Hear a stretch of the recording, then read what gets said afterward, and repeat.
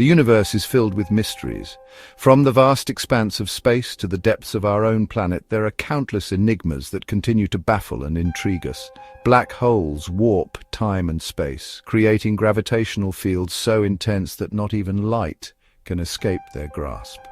They are the ultimate cosmic enigmas, challenging our understanding of physics and the nature of reality itself. Distant galaxies spiral, their light reaching us across billions of years. These celestial giants hold secrets of the universe's past, each one a chapter in the story of creation and evolution. But sometimes the most enigmatic phenomena are right here on Earth, staring back at us from the canvas of a painting. Art has the power to capture the human experience in ways that words often cannot, and some pieces seem to hold a deeper, more mysterious energy. Such is the case with The Crying Boy, a seemingly innocuous portrait that has become synonymous with tragedy, misfortune, and whispers of a curse. This painting, mass-produced and widely distributed, has been at the center of numerous unsettling stories. The image itself is simple, yet haunting. It depicts a young boy, his face etched with sorrow, tears streaming down his cheeks. The raw emotion captured in his expression is both captivating and unsettling. A young boy, his face etched with sorrow, tears streaming down his cheeks. His eyes, wide with a depth of sadness that seems to transcend his years, lock onto the viewer with an unsettling intensity. It's as if the painting holds a piece of the boy's soul, forever trapped in a moment of despair. His eyes, wide with a depth of sadness that seems to transcend his years, lock onto the viewer with an unsettling intensity. They seem to follow you no matter where you stand, drawing you into his world of sorrow and pain. Is it merely the skill of the artist, capturing a fleeting moment of human emotion, or is there something more at play, a hidden energy that has seeped into the very fabric of the painting? The artist's brushstrokes seem to breathe life into the canvas, creating a connection that goes beyond mere visual representation. Or does something more lie beneath the surface, a hidden energy that has seeped into the very fabric of the painting? Some believe that the painting carries a curse, an aura of misfortune that affects those who come into contact with it. For decades, rumors have swirled around The Crying Boy, linking it to a string of fires, accidents, and unexplained events. Homes that displayed the painting have mysteriously caught fire, with the painting often found unscathed amidst the ruins. Is it merely coincidence, a series of unfortunate events, arbitrarily connected to an object, or is there a darker force at work, an unseen hand guiding these tragedies? The stories are numerous and varied, each adding to the painting's eerie reputation, or is there something more at play, a force beyond our understanding that we cannot help but find unsettling? The idea of a cursed object taps into our deepest fears and superstitions, challenging our sense of reality and control. Join us as we journey into the heart of this mystery, exploring the stories, the theories, and the enduring fascination with The Crying Boy painting. We will delve into the history of the painting, the artist behind it, and the countless tales of misfortune that have followed it through the years. Together, we will seek to uncover the truth behind this enigmatic portrait and the power it holds over those who encounter it. To understand the enigma of The Crying Boy, we must first understand its creator. Giovanni Bragolin, an Italian artist working in the mid-20th century, specialized in sentimental portraits, often featuring children. His works, mass-produced and sold at affordable prices, found their way into homes across Europe, particularly in post-war Britain. Bragolin, also known by the pseudonym Bruno Amadio, never achieved widespread critical acclaim. His paintings, often dismissed as sentimental kitsch, were nonetheless popular with the public, their emotional directness resonating with a generation still recovering from the trauma of war.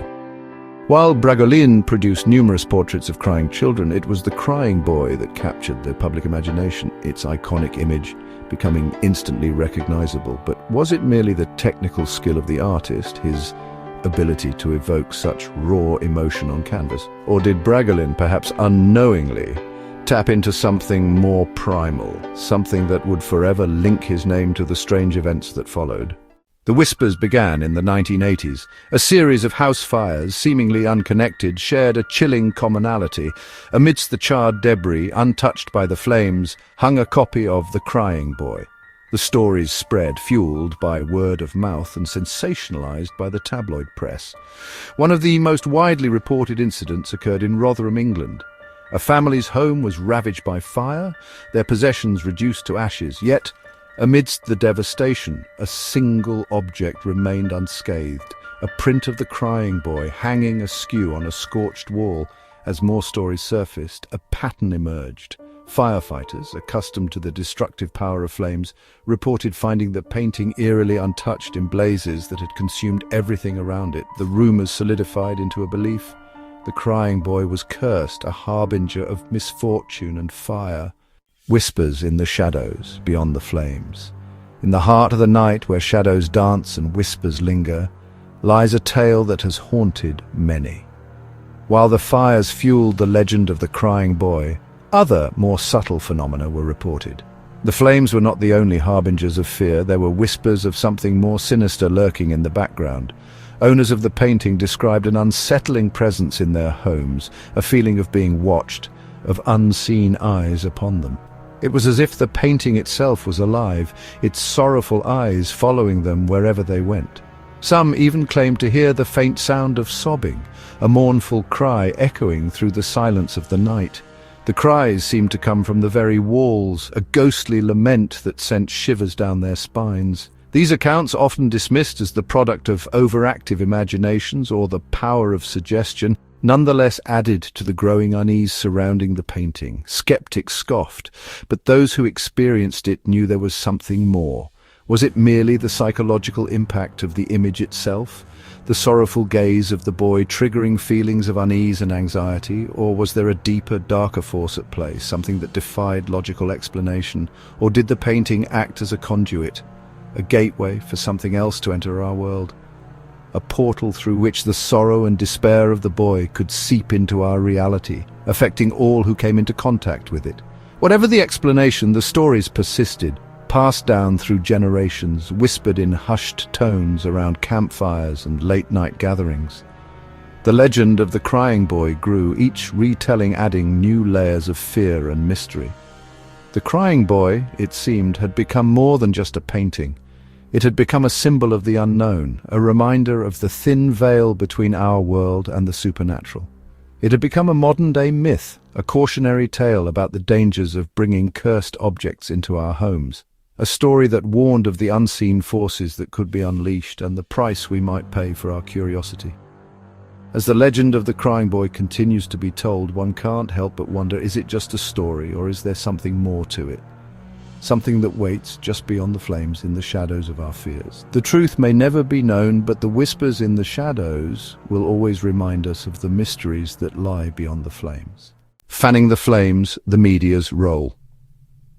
As with many urban legends, the media played a crucial role in amplifying the curse of the crying boy. The story of this painting, which was said to bring misfortune and fires to those who owned it, might have remained a small local curiosity if not for the media's intervention.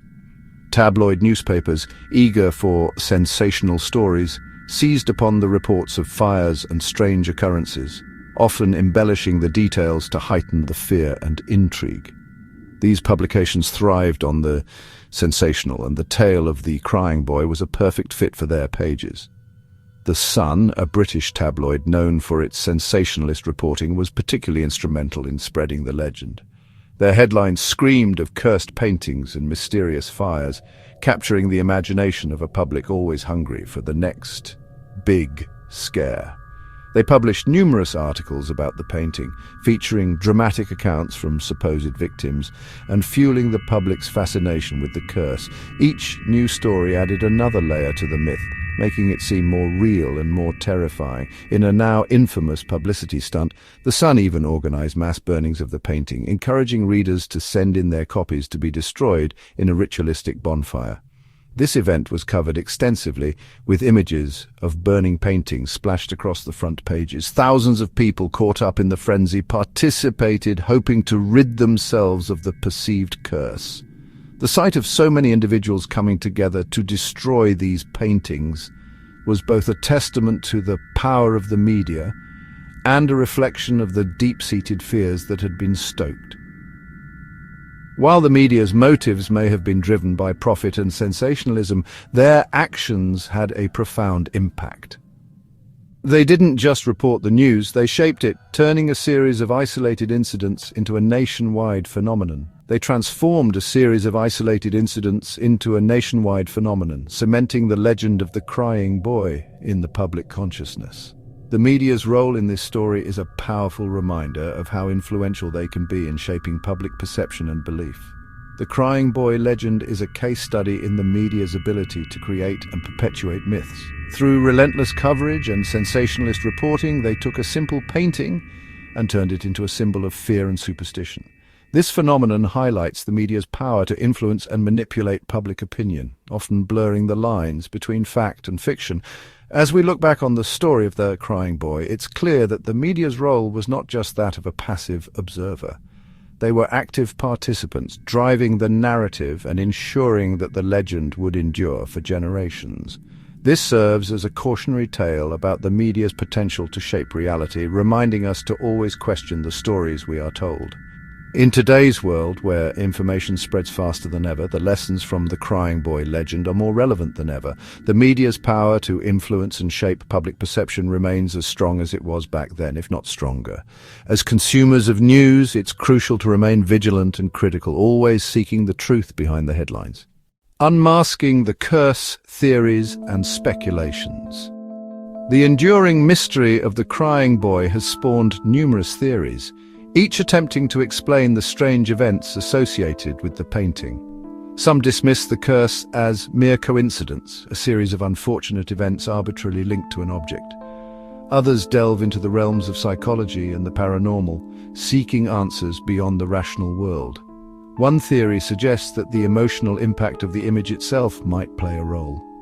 The boy's sorrowful expression, his tears of anguish, could evoke feelings of unease and anxiety in viewers, subconsciously influencing their perceptions and leading them to associate the painting with negative events in their lives. Another theory posits that the curse is a form of psychological projection. People, burdened by their own fears and anxieties, might project these negative emotions onto the painting, creating a self-fulfilling prophecy where they attribute personal misfortunes to the so-called curse.